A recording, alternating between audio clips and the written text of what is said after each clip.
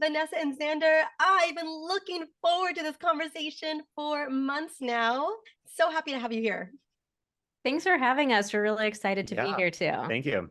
Well, I want to dive right in. We're going to be talking about your book, Sex Talks, and we're going to be talking about, ultimately, why couples are not having the sex life that they want and how we can shift that and transform that. And I guess that's really my first conversation outside, or my first question outside of Vanessa, honey. How did you guys both get into this is what I would love to know, because you guys are a dynamic duo and I love it.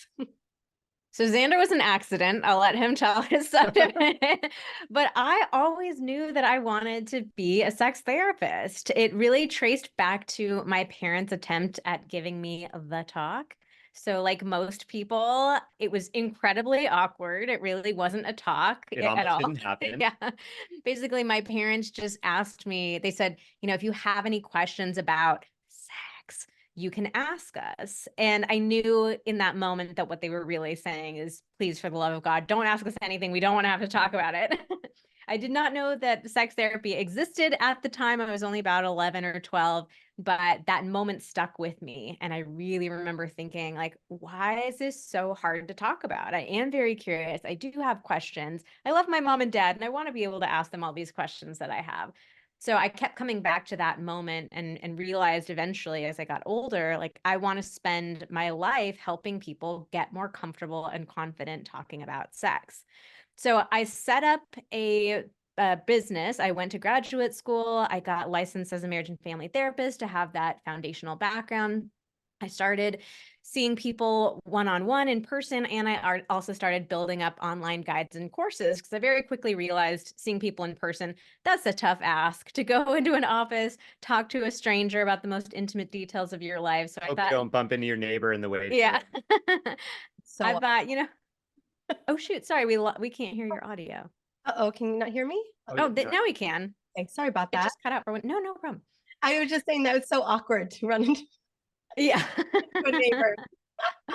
So I started building up these online guides and courses thinking like, this is actually a much better format for people where they can get all this information, get all these tools and techniques that I have, but in the comfort and privacy of their own home. So that was the point where Xander came into play. Yeah, I was definitely the accident. I met Vanessa before she started going to grad school. And, I was just fresh out of college. I had just started my career in the consulting industry.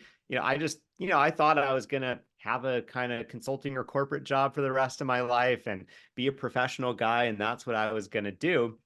Time went by. I started working at Google, working in tech. And at the same time, I was like seeing what Vanessa was starting to build and the impact that she was having on people. And compared to what I was doing, I was like, I just am not really sure what kind of impact I'm making on the world. And so I started helping Vanessa out on the side, doing a little bit here and there to kind of on the back end of the business, helping the operations work, helping with some marketing stuff. And slowly but surely, I kind of worked myself into the COO role at her company. And I'd quit my job in the meantime.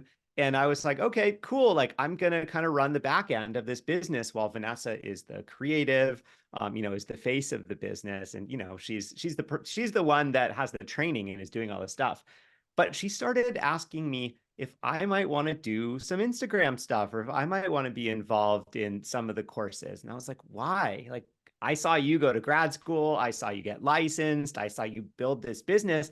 I haven't done any of that. Like, what right do I have to show up and give people advice? And she was like, no, it's the fact that you are just a regular guy. You're a man, you're a husband, you are in a relationship, we have a sex life. Like we want to talk about that, like what it's like for a real person, as well as someone that has all the experience, in the field talking about this. And so I just slowly but surely said a little bit here and there, and it was nerve-wracking at first. And then I started realizing though that people wanted to hear just like the real life realities that real couples go through. And yeah, here we are. Now we have a whole team of people that, do all the stuff that I used to do on the back end, and Vanessa and I get to run this together, which is awesome. And I think that's really resonated with our audience, like being able to have the expertise and all the tools, but also be able to see our vulnerability as a real couple and hear us tell stories about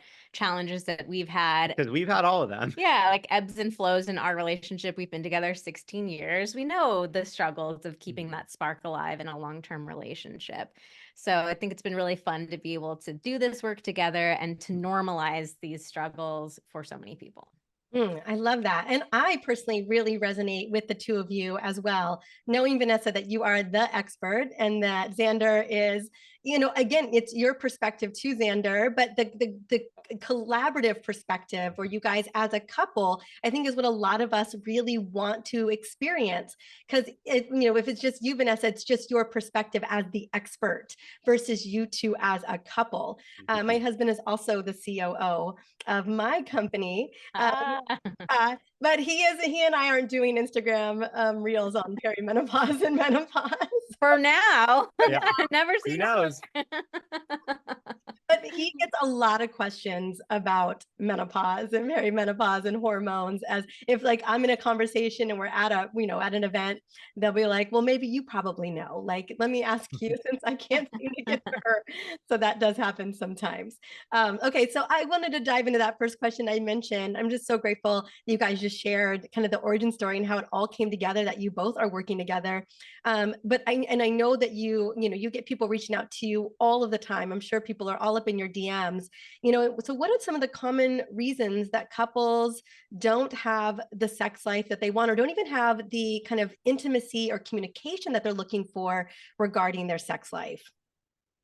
One of the main reasons why people don't have the sex life that they want is because we've all been fed these lies by TV and the movies that a great sex life should be effortless. I mean, if you really think about all the sex scenes that you see, across your entire life, sex always looks effortless. It doesn't take, anything more than just a little eye contact and all of a sudden it's on. And you never see characters talking about sex or resolving any sorts of issues. It just seems very flawless and natural. And so we go into our adult relationships with that same sort of expectation. We think that it should all just happen. And so when we inevitably run into issues like, my sex drive is not feeling as high as it used to, or my partner wants sex at moments that I really don't, or my partner's been doing this little move that they think is their secret move, but I've actually been hating it for years and years and years, then we really struggle to know what to do with it. So it just creates this feeling of paralysis. It shouldn't be this way, and I definitely don't know anything to do to get out of this. So it's just really not really understanding or owning the fact that it's going to take some work, like a lot, like consistent work, kind of like a marriage. Yeah, and I know we hear that word and we're like, oh God, and another thing that takes work in life. So what we're really all about is we want to give people the proper education about how sex and sex drive and orgasm and pleasure, all those things, like how they really work, because most of us have no freaking clue. And we want to give people practical tools that they can do on a daily basis that don't feel like work, but can be very impactful anyways. Like, we don't want working on your relationship to feel like work. Yeah, it takes a little while to shift that perspective of like, oh yeah, these things that I'm supposed to do feel like work. But I promise you, like, if you actually start making certain habits to really start getting closer, to start doing things a little differently or looking at things differently, it starts to feel really fun really fast. And it is one of those things where, yeah, I know for me, I used to totally feel that way, that, oh God, I don't want to have to work at this. I just worked all day at my job and now I have to work at this thing. Like, why can't I just relax? But slowly but surely, it really does turn into it can be super fun and exciting. And it just takes a little bit of a perspective change. And I love that you shared, because I was curious. I was like, even, you guys have been together for 16 years, from early on.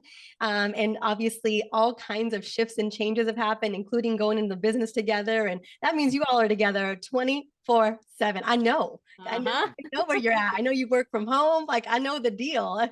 And so, when, especially for you, Xander, when you guys started kind of maybe realizing, the conversation gets to shift, or we get to bring in these tools, was there kind of a hump? Was it like the first week you're just like, okay, just gotta like get myself revved up for this? Like, it's 7 p.m. It's when we scheduled for this. Like, was there any of that? Do you find people have kind of that first week hiccup of just like, okay, I got to gear myself up to do this?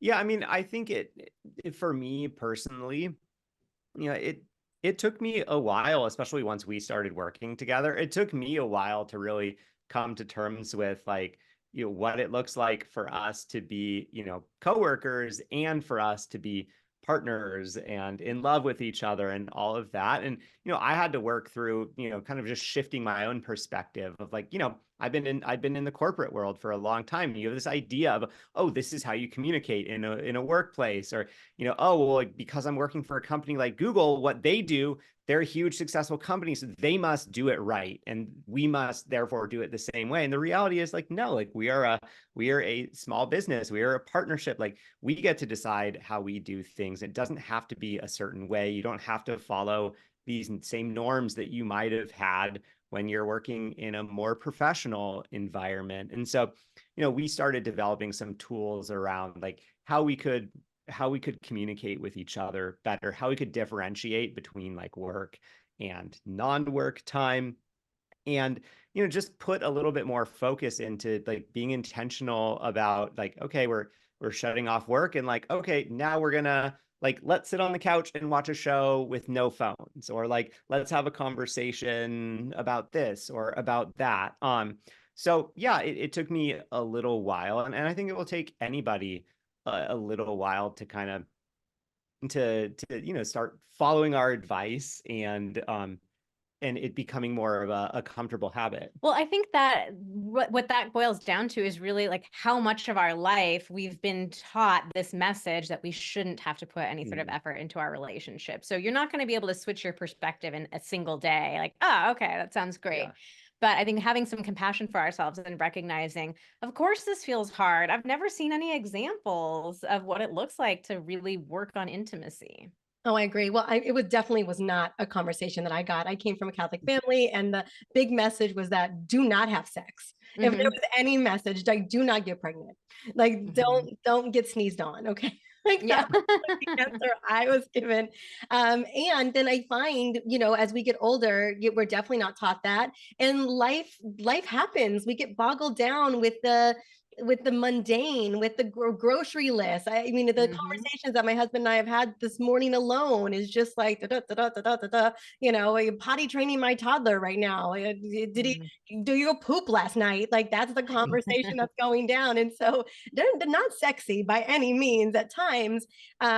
In realizing that default mode, just the everyday life comes up, and in the kind of the things that matter, kind of the connection that matters, can just get lost, is what I And that's one of the biggest traps that couples fall into. I can't remember the statistic off the top of my head right now, but it's something like 45 or 50% of conversations in a couple in a long-term relationship are just purely logistics. Like exactly what you were saying, the soccer practice and the appointments and stuff like that.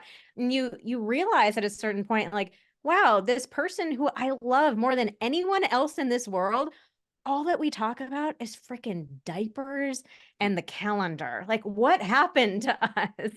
And that's that feeling of like, what happened to the spark? What happened to us? So those are, again, like some of the little things that we can do to like bring that spark back, is let's talk about things other than diapers and the calendar. So more, that first step is really awareness too, of like, things have definitely derailed. And yeah, we're just talking about logistics. I feel like we're each other's EA. I know you guys probably have an EA too, and we have one. And then now we're each other's. I always like, I'm like the assistant, Yeah.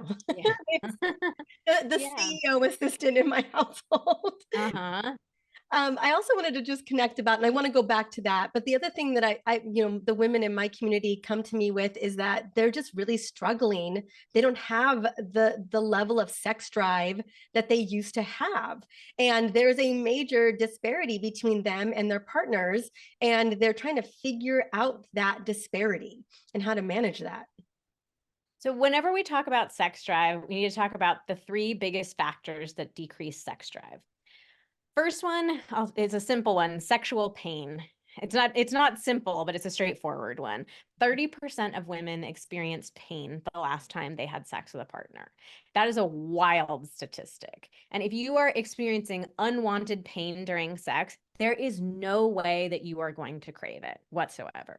So if you're experiencing any sort of pain, that's the first thing that you need to take a look at and work with a pelvic floor physical therapist or a pelvic pain specialist to make sure you get at the root cause and address the pain. And that's, I mean, and that's even for people who, you know, where it's like, oh, well, I've experienced this like for, you know, the whole time I've been sexually active. It's not that bad. I've like found ways People really normalize to work pain. around it. And I think, yeah, as we get older or as we get further into relationships, it can feel like, oh, well, this shouldn't really be a big deal because I've been managing it for all these years. But I think that, you know, maybe that can work for some people for some amount of time. No. But eventually it catches up to you, is what I'm saying. Yeah, no, we don't. We see so many women who normalize pain and say that's just how it is and that's how it's always been. You should never be in pain during sex. I don't care if it's one time. I don't care if it's not that much pain. You should never be in pain. So that's one of the first issues that we need to look at. Next is the amount of pleasure that you're experiencing during sex. We've actually found that it's not that people have sex drive problem, they have an enjoyment problem. So Xander and I love food. We always make a lot of food comparisons. So the comparison that I love to make here is, do you ever find yourself craving an overly steamed, mushy bowl of broccoli? No, probably not. I love broccoli, but I don't like it overly steamed and like mushy and anything like that. It's got to be cooked right. It's got to have some little flavor, maybe some sauce. Cold or something. I was down with that. Yeah. So do I think of myself as being a weird or a bad person for not wanting that? Do I judge myself for not waking up every morning thinking, oh my God, I can't wait to have more mushy broccoli? Of course not. It makes perfect sense that I don't want it. The exact same thing is true with sex. If you are not enjoying the sex that you're having, it makes zero sense for you to crave it. And the unfortunate reality is that when we ask, especially women, when we ask women who say, oh, I have no sex drive or low sex drive, my partner always wants it so much more than I do, we say, tell us about the sex that you're having. And we hear, well, it's boring, it's routine, we're doing the same things over and over again. He jumps right to the intercourse, there's no foreplay for me, I never orgasm, it's all on his timeline. So why would we crave that? It doesn't make any sense to crave an unenjoyable experience. So it may not actually be a sex drive issue, it may be an enjoyment issue. And then the final of the top 3 sex drive killers is emotional connection. So many of us compartmentalize sex. We think of it as like, oh, it's just this thing that happens in the bedroom with the door closed and the lights off at the very end of the night. But how we interact with our partner all throughout the day is going to affect our desire to be intimate with them. If Xander and I have been only talking about schedules and taxes and all these annoying meetings we have to schedule all day long, if we've been fighting all day, if I'm upset with him about something and I haven't told him and I'm feeling resentful of him, or if we just like haven't had any quality time together, when we get into bed, I'm not going to want to have sex with him. So we need to look at the emotional connection and see, like, are you even feeling close enough to your partner to feel open to being intimate with them? Ooh, that's a trifecta. Yeah. Right? I can imagine that there are some people who are dealing with all 3. Absolutely. Yeah. And, you know, one of the main things that comes up whenever people talk about sex drive is they're like, oh, well, what are the supplements that are good for it? Or what's the pill that's good for it? There is none. Like scientifically, there hasn't been any compelling research about any sort of supplement or pill. Please don't waste your money. But like a pill can't affect your emotional connection with your partner. A pill can't make you have more pleasure with your partner. A pill, you know, it's like all this stuff, it can't address that. So we need to take a look at these deeper causes if we truly want to have a higher sex drive. Yeah. And I think like with all of these things, like I was sort of mentioning on the pain thing, like these are things I think that can creep up over time. Like I think early on in a relationship, it's so often that like we want things to run smoothly. We want, we want to feel like, oh, like I'm really clicking with my partner. And so it's easy to kind of turn a blind eye to some of these things when it comes to sex, or to even maybe get off on like the enjoyment that you see your partner having, or maybe the validation that you're feeling from having sex. And maybe that's where a lot of your enjoyment is coming from at first. But over years and years, like these things do catch up with you of like, oh, okay, yeah, like I'm not feeling that emotional intimacy. Like, so I'm not like craving being with my partner, or like, yeah, there's not much in this for me. Like I can see that my partner is enjoying this, but like, hey, what about me? And like eventually these things kind of come up to the surface and become really hard to ignore. Mm. I was wondering another one, and I think connecting to the emotional connection piece, but a big thing I hear too is stress. When Mhm. someone's feeling just stressed and worried and anxious all day in their to-do list, and so once it's that time, it's like they've got nothing to give. I don't know. Absolutely. Yeah, if we're going to do 4 main causes of sex drive, stress is going to be the next one that gets added. Yeah, or you can group it in kind of with the emotional connection, because it's like if your stress is so high that that's taking up all your space, like that's going to be keeping you from that emotional connection. Yeah, and the way that I like to describe stress, because stress is one of those things like we all know we need to have less stress, right? And I feel like people usually tune out when they hear this kind of advice because they're like, I know, stress, yeah. Like, but that's just life. Life is stressful, right? Yeah, I'm sure like 100% of people last time they went to their doctor, it's like the doctor's like, okay, sleep and stress, right? You're like, okay, yeah, they say that every time, right? Yeah. 95% report. But yeah, but I Mhm. mean, especially, we're talking women, women listening to the show who are just like, take shit off my plate. Excuse my language. Like then we can talk about intimacy. Like I'm overwhelmed. Yeah, like Xander said, stress can loop in with emotional intimacy. Like a lot of women do feel like they're doing it all, they're taking everything on their own shoulders. And a lot of women tell us, I don't feel like I have a teammate. I feel like I have yet another creature living in my house who needs things from me.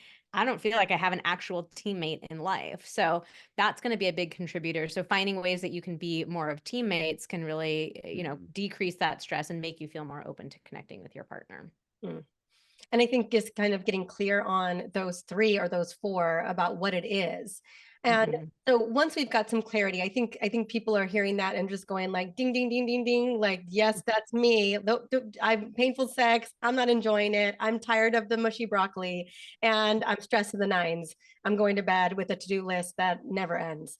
And so how do we kind of cross over to creating more intimacy? I'm guessing it's conversation. We need to start talking again about specifically this. Absolutely. Yeah. So this is where our book Sex Talks comes in. Most people, we understand like, okay, I should be talking about sex. When you're up late at night and you're Googling your secret sex problems on your phone in incognito mode, like you see it at the end of articles, like talk to your partner about Just this. talk about Yeah, it. just talk about it. It's So, easy. so what we wanted to do is take this vague advice that's not very helpful and actually give people concrete ways to have these conversations. So the book is the 5 conversations that will transform your love life. So we have 5 specific conversations in a specific order, and we are really there with you every step of the way, walking you through like, here's what to say, here's when you're going to say it, how you're going to say it, the questions you're going to ask your partner. But yeah, we really firmly believe that communication is one of the best ways to increase emotional intimacy, to increase your confidence, to have sex that's more frequent and pleasurable and intimate, and also to really help us overcome all the crap that we've been taught to believe about sex, all the shame and embarrassment and guilt. Like communication truly is the key to greater sex. Can we dive a little bit? I want people to go get the book. Go get the book on Audible, get it however you want to get it. But just go get the book. If this is an area, I mean, you can only cover so much. And again, the how to, the step by step of when to have these conversations, how to have these conversations, that's what's in the book. But I was curious, where do you find that what the first conversation really needs to be? I'll tell you all 5 of the conversations. We're not Yeah. gatekeeping. But okay, so the 5 conversations are acknowledgement is number 1. So acknowledgement conversation is literally just getting comfortable talking about sex openly. So the mistake that a lot of people make is they think, okay, I got to talk about sex, I'm going to go to Xander and say, how come you're never initiating sex anymore? And also, I haven't had an orgasm in months. And why do you come so quickly? Like, we go right into the problems and the frustrations. And of course, that's going to turn into a terrible conversation. And then we think no one like, feels good about I'm not that. talking about that ever again. That was terrible. Yeah, this is a dangerous topic. We do not want you to do that. Defensiveness, We, sure. yeah. So instead, what we want people to do is to get comfortable talking about sex openly in a neutral way or even in a positive way. So a very practical thing that people can do, like after listening to this episode, is think about one of your favorite sexual memories with your partner and share that with them today. So it can be as simple as like, hey, you know what popped into mind? Just this like random memory happened where that anniversary that we had, that time that we just stayed in bed all day in that hotel in Mexico and all those things that we did. Just thinking about it today was just a fun memory. So that's all you're doing. You're not trying to solve any problems. You're not trying to lodge any complaints, which by the way, those were just examples. It's not actually what's going on in our sex life, but you're just getting comfortable with it. So that's conversation number one. Number two is emotional intimacy. It's connection. What do we need to feel close to each other? So this one we touched on a little bit. This gets into really specific ways to feel connected to your partner so that you're not feeling like strangers at the end of the night crawling into bed with each other. And this conversation can absolutely include a lot of the stuff that you were asking about like stress or being overworked. Like this part of this conversation can be like, hey, it is, I'm realizing it is feeling very challenging to have time or space to connect with you emotionally when my to-do list is a mile long, or like I'm still doing all this household stuff and I see you on the couch, like not doing anything, for example. I maybe not saying it exactly like that, but this is the opportunity to be able to talk about, what stuff is very connecting for you, like what stuff moves the needle the most, but also what stuff is in the way of the connection. Yeah, and we talk about some of the big hot button issues that can come up a lot for moms. Like we talk a lot about feeling touched out. We talk about mental load, which comes up for, women regardless of if they have kids or not. So those are some like really powerful conversations to have. Conversation number three is desire. What do we need to get turned on and feel excited about being intimate? So this is a prime example of what I was mentioning earlier. Of, in this chapter, we talk about how desire really works because most of us don't understand how it actually works. We think that it should just be spontaneous and effortless and perfect every single time. Then that leads us into conversation number four, pleasure. And so here's where we talk about that connection between enjoyment and desire. And so we want to make sure that we're having sex that feels more pleasurable for both partners so that you can both crave it and want to have it. And then we wrap up with conversation five, exploration. What do we want to try next? So research has shown that trying new things, spicing it up in the bedroom, it actually is very intimate and connecting. Trying new things in and outside of the bedroom really leads to deepened intimacy. But a lot of people struggle with how to do that. And they get a little bit too in their heads of like, oh, well, does this mean we need to have a threesome and we have to do all this kinky stuff? And like, oh God, this feels really overwhelming and intimidating. So we talk about like practical little changes that you can make that will give you that same boost and that same excitement, but without feeling like you're blowing yourself out of your comfort zone. I one of my favorite things, and I don't know if this is a favorite thing of a lot of other people who watch you guys, but you two trying new things and seeing how it goes. Yeah, we have our own podcast called Pillow Talks, and two of our most popular episodes are a series called Smash or Pass, where we try out the internet's weirdest sex tips. So we went like weird stuff that you find on TikTok or on Cosmo and stuff like that. We tried all of those things out and some pretty hysterical results, but I think most of them were questionable there, yes, but there were a couple gems in there. There were a couple surprising gems that we still come back to. So there's some good stuff. But that was a great reminder for us of like when we prepped for that episode, I would say on paper, that was some of the worst sex that we've ever had because we were trying these terrible tips. But it was so it was fun. actually one of my favorite experiences that we've ever had together. Like we were laughing, we were connecting. It felt so intimate. So even for us, it was like, oh yeah, Yeah. this does work. Thanks for sharing that. I just love that. And I think it brought, at least to me, like levity of kind of the realness of it. And so I just wanted to just share my appreciation around that. Because I just thought it's so real. And it's just like, oh, okay. Cause it can feel, like you said, people feeling like they're going out of their comfort zone, or they're having to do things that they don't necessarily feel like amazing about. And it just can get kind of, get kind of gray area funky. Um, I want to go back to number 4, which is desire.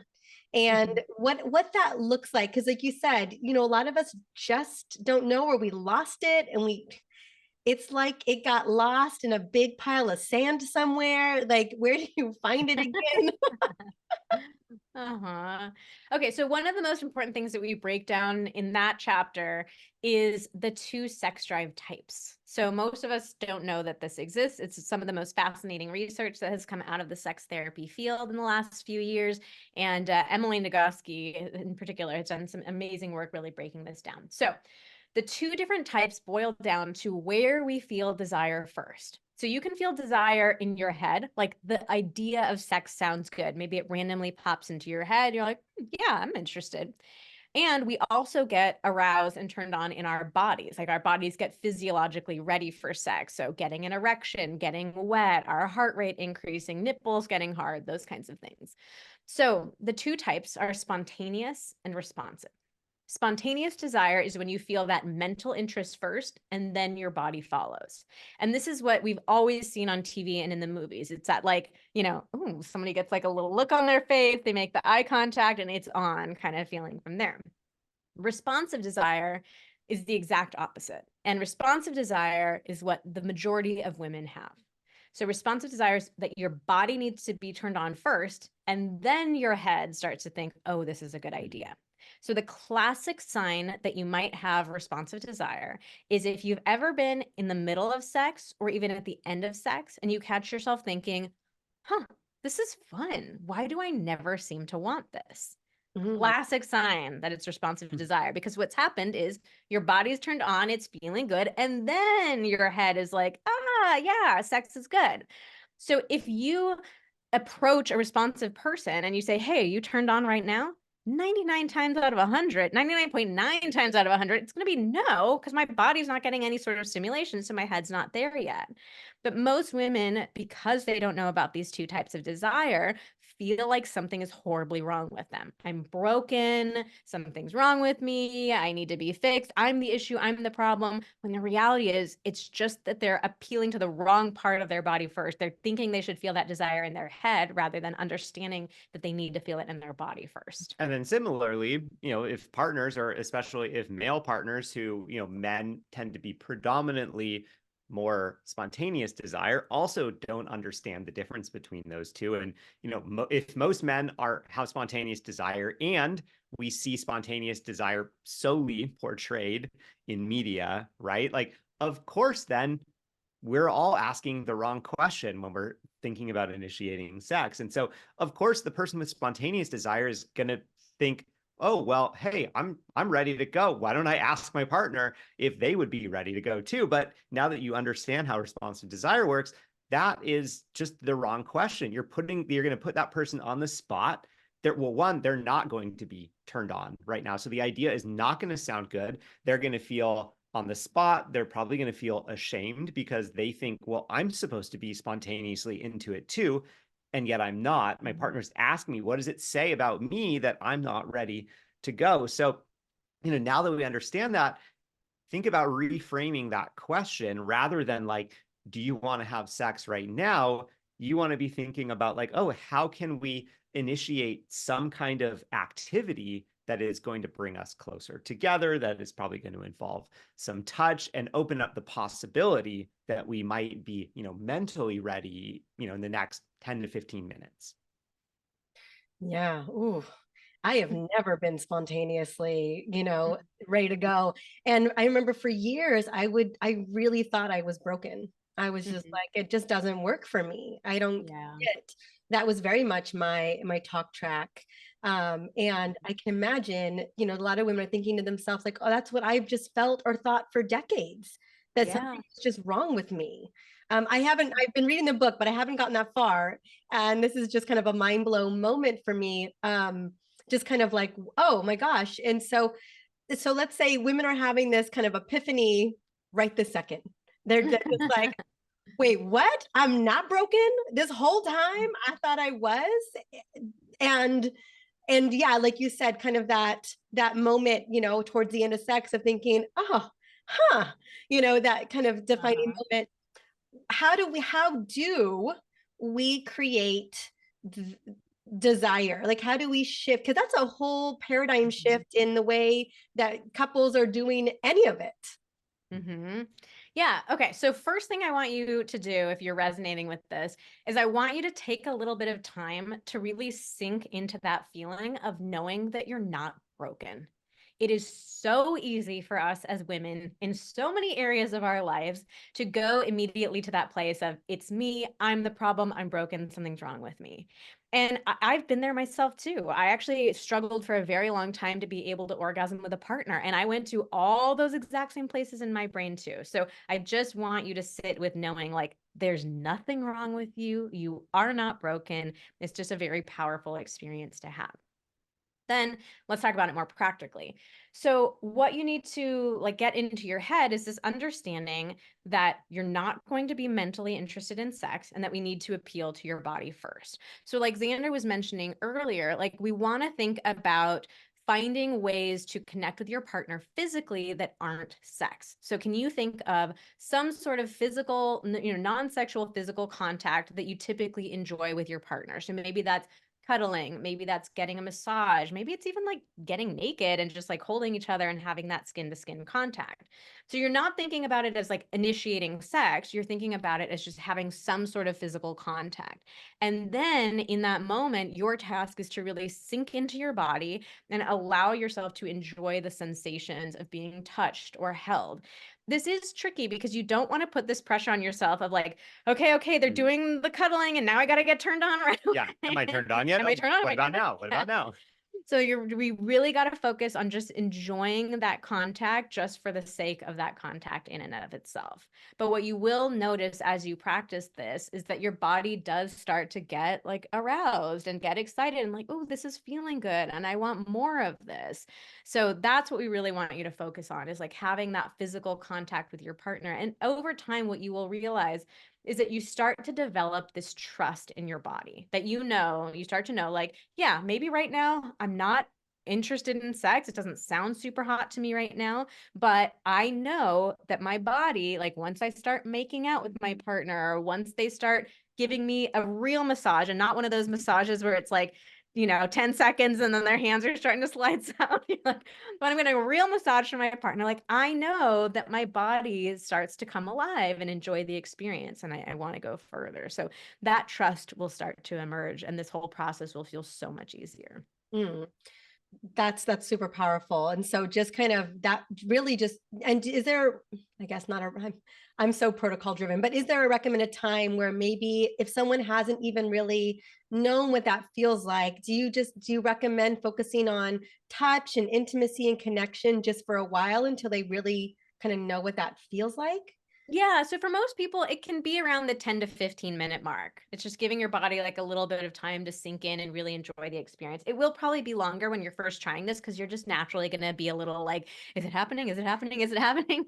But in general, that time frame tends to work. And what I also want you to think about is remove the question, do you want to have sex from your vocabulary? Because that want, it's just not going to happen for you in your brain the way that you think it should. So instead, what I want you to think about is, do I feel open to intimacy? Open, that one word shift from want to open can really change things completely. That is powerful. Okay, so that is a very powerful first step because I have a feeling that a lot of women are stuck there. They're just like, I can't seem to get there, like to get to want it, and just being open to it. And then we have, I think, kind of that next piece, which I know can be so nerve-wracking, especially if women up until this very moment thought that I need to want it. and are just not wanting it, the initiation, because I'm pretty sure that for millions of couples in the US and worldwide, that is falling flat and it's not moving forward. If anything, maybe women are just annoyed, or partners are annoyed, or frustrated at the whole just like get off of me kind of moment. So I'm curious what that next step looks like in terms of, and I think it's very different than what we've been seeing or what we've been trying for years that hasn't been working. So we developed an initiation styles model, which gets to the heart of how do we like sex to be initiated. So if you've ever heard of the love languages model, it's similar to that. It's this idea that like we all like to receive that attention or that initiation in different sorts of ways. And if we don't identify our type and talk openly with our partner about what our types are, we're probably going to be missing each other and just not initiating in the ways that we want to. Yeah, because the reality is we probably are going to initiate in the way that we would want someone to initiate with. You see the world through your own eyes. You've never considered another point of view or another possibility. You're just going to assume, oh yeah, this is the way it is for everyone, especially because you see it portrayed everywhere in this one way. So yeah, it's like your partner is probably going to be asking you the question that they might want to be asked themselves, rather than being like, oh yeah, what's my partner going to respond best to? And what makes initiation even more complicated is that it's really vulnerable. Even if you've been with your partner for years, like it's hard to do. And so most of us, we shy away from it and we initiate in all these ways that are not very sexy or don't actually feel like an invitation to be intimate. So we go through in the book like the 11 worst initiation types. One of the classic ones is the good old boob honk. You know, you're like washing dishes or bending over to unload the dishwasher and your partner comes up behind you, does the old like honk honk bicycle style, like right on your boobs. We have polled our audience before. I think like 0.5% of women actually like this, but most women are A like very no. vocal 0.5%. They're like, don't do this. I don't like it. So we need to learn what initiation styles we each respond to, what we actually want in that moment. And we have to learn to be braver and more vulnerable with our initiation. So we're not doing it in these like jokey ways or in these like, way too subtle ways. Like, oh, I'm trying to like give my partner like the look, but they're like, is something in your eye? Like what's going on? Are you okay? Yeah, absolutely. Well, and then I'm guessing for so many couples too, is that there's been a lot of rejection, Oh, yeah. and then there's that as well that you're kind of competing against, is that sense of rejection and thinking that you're going to get rejected again. And here's one of the frustrating realities of having a sex life with a long-term partner. You're going to get rejected. You're never going to find a partner who will say yes to sex every single time you want it, the exact same kind of sex that you want. Like being turned down for sex is going to be a part of anyone's sex life. But we've never learned how to deal with that. And for most of us, like being turned down for sex, like, okay, first of all, being rejected for anything just sucks, period. But being rejected for sex, there's a whole added layer of vulnerability. It brings up shame. It brings up embarrassment. For us women who are socialized believing like we're not supposed to be too sexual, and a lot of us feel like, oh, I'm not supposed to initiate at all. If we put ourselves out there and then we get turned down, like one time, and we have like a male partner who's supposed to want sex anytime, and he says no to us, like it brings up so much vulnerability and shame and pain. So we walk through in the book as well, like how do we look at this in a really different way so that it doesn't feel like rejection, so that it actually like we give each other the space and the permission to not be open to sex in certain times, because that's human, we're going to do that, but to also not make it feel like this horrible blow that we're dealing to our partner. Yeah, and part of that is just having conversations with your partner to understand, to level set, like, hey, this is something we're both going to have to deal with. Just acknowledging, hey, initiating sex and rejecting or turning down our partner, considering our partner's initiation, that's part of the deal. We're both going to have to do that. So now that we know that, what are some, what are ways that what are things that we could say to each other that are going to let the other down as gently as possible? Because each of us are going to have different ideas of, oh, I think if you if you said it this way, or if you said it that way, like I might respond best to that, rather than it just, because like right now what happens is, if you've never talked about it, it's probably just this, like your partner asks, you feel on the spot, you're like, oh God, like, no, I don't want that. And you probably respond in a kind of like surprised or almost like slightly aggressive, like, no, kind of like, Or even like, like, you're trying to have sex with me right now, kind yeah, of like feeling, an or incredulous, laughing. You think that's gonna work to initiate with me? yeah. So like you end up, pushing away emotionally. You end up further apart than where you started. And, in what we also talk about in that chapter is like how to actually turn somebody down in a way that brings you closer together, because that is absolutely possible. And that is really the way long term that you are going to start feeling, both people feeling more comfortable initiating, because they know even if the answer is no, we can still come away from that feeling connected. Mm.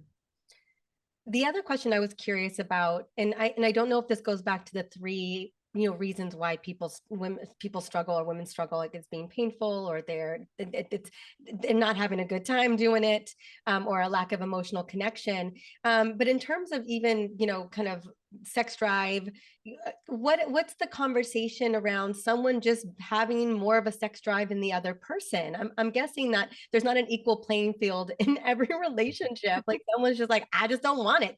And I've been in, even men I've known, best friends, partners who are just like, I just don't want it as much as you do. And what's a middle ground around that? Obviously it's vulnerability, but yeah, I'm assuming this comes up a bit as well. Yeah, so people get very nervous about mismatched sex drives and they think it's this horrible sign of incompatibility.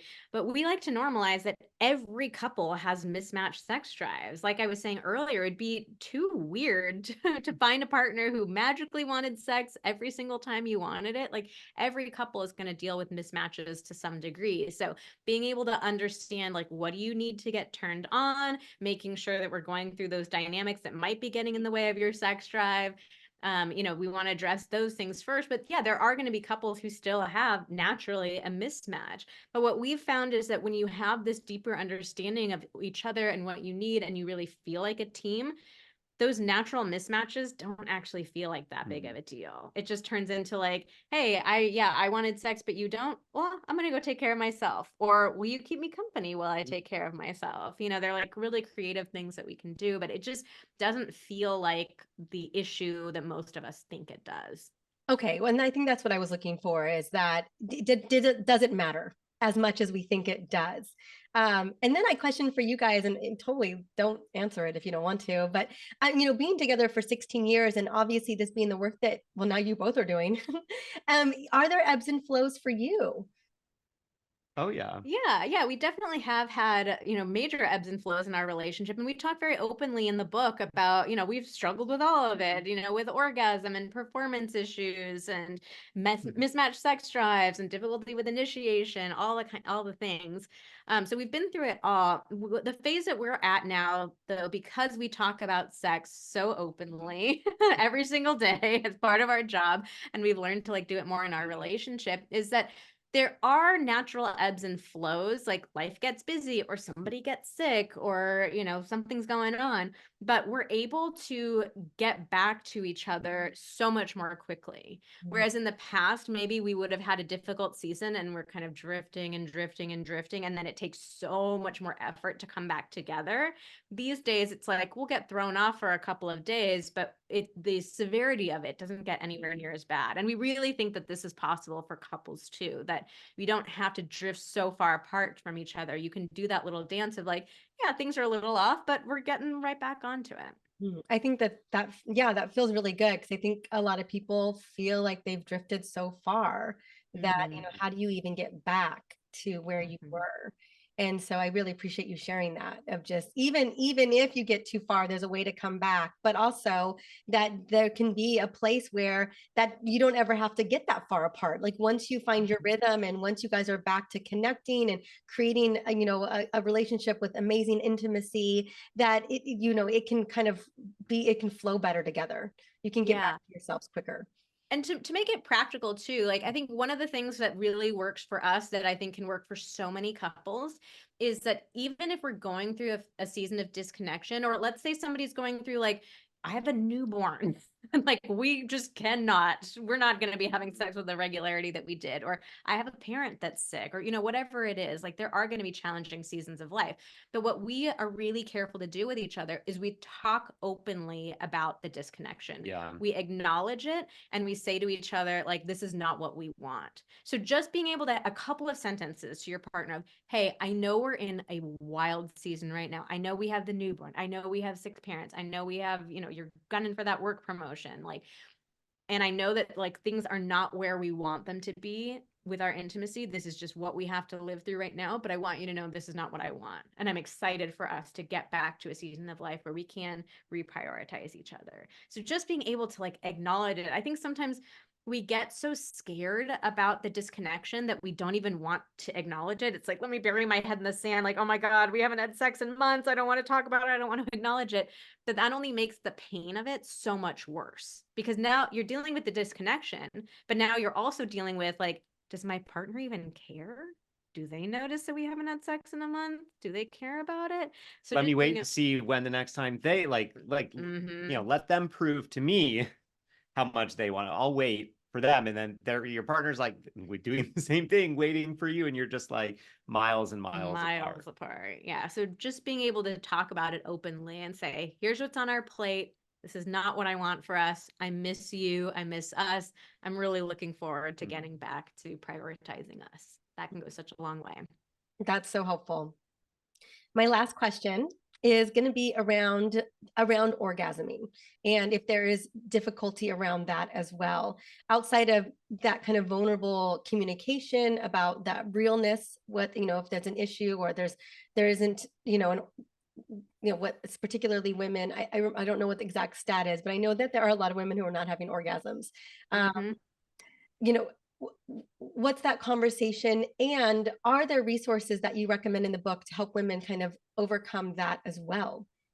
Yes, we walk through the orgasm gap in chapter 4 about pleasure. There's a huge gap in male-female relationships between how many orgasms we're having. And really what it boils down to is the clitoris. The clitoris is the most sensitive part of our bodies. It is equivalent to the penis, but we don't treat the clitoris the same way. Like you always see these articles that are like, oh, you know, you need to have the vaginal orgasms or orgasm from, you know, intercourse alone. And we don't do that to the penis. With the penis, we think of it as very obvious. Yeah, if a guy wants to have an orgasm, he needs some penis stimulation. But we don't do the same thing with the clitoris.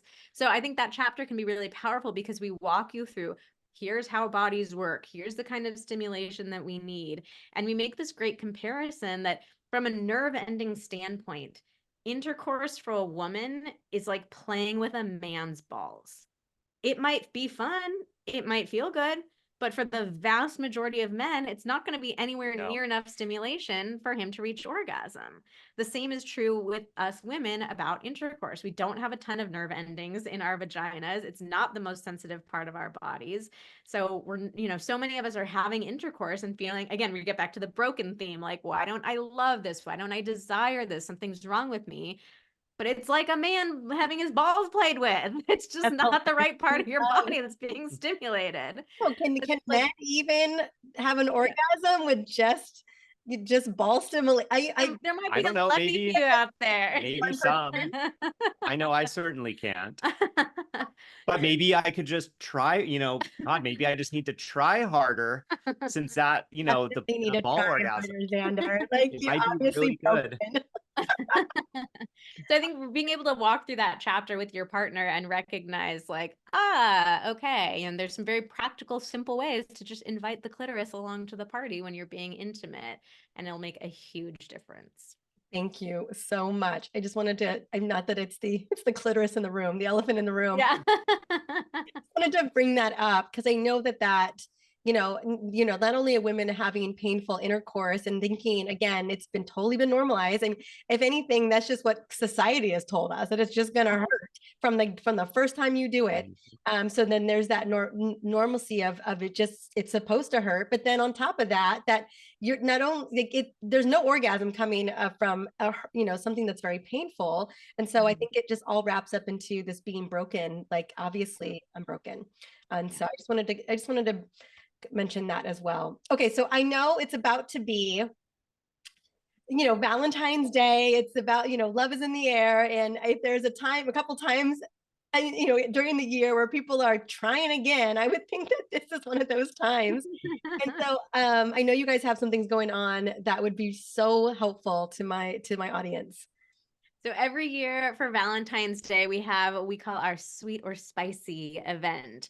And this is when we have 2 challenges that are incredibly popular. And they talk about the 2 different sides of intimacy that we've discussed in this episode: physical intimacy and emotional intimacy. And so our challenges really guide you through how to get more intimacy with your partner. We know most people have the question of like, yeah, like I want to be more intimate with my partner. I want to feel closer to them, but how do I do it? Like, what do I do? So we do everything for you. We like really lay out this curated journey of recreating that intimacy with you and your partner. So we have, Valentine's Day feels like such a great time to do it because most of us are thinking more about our relationships. And most of us have also had experiences with our partner giving us some pretty cheesy gifts, like the life-size teddy bears and, the box of chocolates that you can tell us from the grocery store. And you're like, okay, thanks. So we love doing this as Valentine's Day. A much more creative gift, a gift that keeps on giving, that you can celebrate for like a month long rather than just one single day, and repeat as often as you want. And we're doing an incredible deal on this that we've never done before because my 40th birthday is on the 13th. So I'm almost a Valentine's baby, sucker for love. So we're doing, if you sign up for both challenges, 40% off of them. And if you sign up for one challenge, it's $40 off. So it's just such a unique and amazing Valentine's Day gift that will give you the intimacy that you've always wanted. Ooh, I love that. And I think that it really, I mean, you guys so know your audience of, probably the question that I was going to ask is like, well, then how do we even get started? And obviously I want people to go get the book. And this challenge is really that next step, which I just love so much. So I'm going to have the link to the book. I'm going to have the link to the podcast, Pillow Talks. And you guys want to just mention really quickly the show? Yeah. Oh, and so if you want to sign up for the sweet or spicy challenge, because we're going to have that special pricing, we're not going to have again. It closes on Valentine's Day. So definitely go over to vmtherapy.com/sweet or spicy, just one word. You can also just go to vmtherapy.com and we'll have like banners and stuff up to click around to it. But definitely check it out. At least check it out if it sounds intriguing to you, because we're doing this kind of once in a lifetime deal on them. But otherwise, we have tons of other guides that you can check out at vmtherapy.com as well. We have our ultimate foreplay guides, which are amazing for helping you learn how to have more orgasms.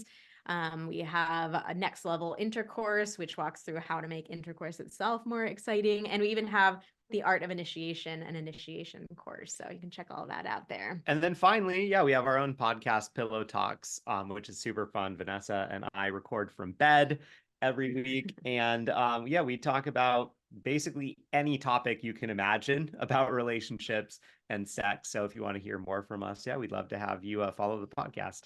Ooh, I love it. All right. Well, I'll have all of it inside the show notes as well. Super easy to go and grab. Please go and follow them on Instagram as well. It is like, I love how you guys curate your social, and it just feels so real. And I just want to say thank you for coming on the show. Thank you. Thanks so much for having us. All right. See you guys soon. Bye.